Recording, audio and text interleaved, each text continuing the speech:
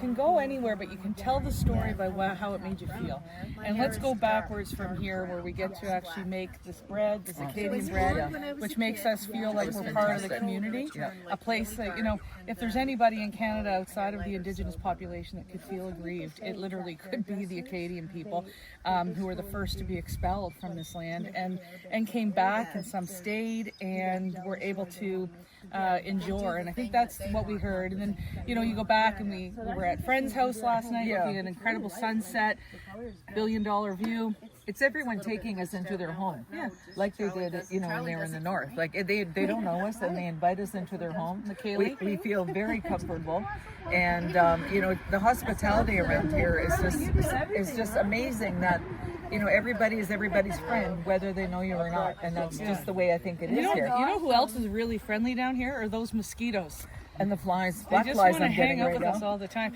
But you know, we had a ceilidh. It was impromptu. The community had a very short period of time to organize it. They came out, massive potluck, great music, and then before that, we got the history. You know, we started off at Evangeline. History was important. And then of course we were at Acadia. We got to see. I got to see Acadia because I've never been here before. Lisa's been here lots of times, so we did the tour so I could see where Acadia is, and you know, the importance of it.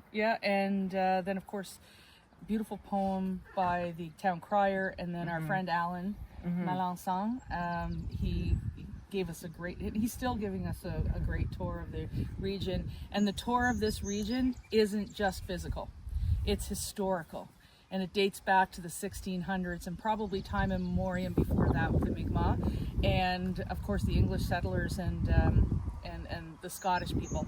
And you know, it's really a story about resilience, and it's the best part of Canada.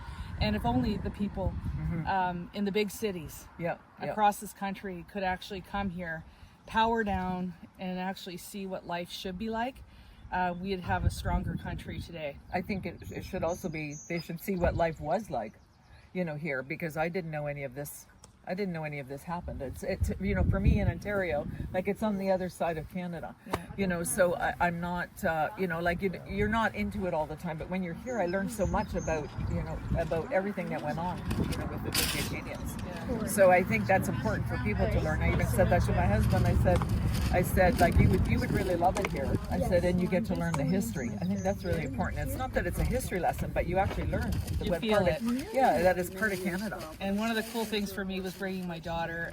On my side, we're all Scottish, and you know, the DNA test to prove it. And on the other side, her father is an Acadian, and so to come back here and actually experience that with her, and then her tell him, it's been pretty fun.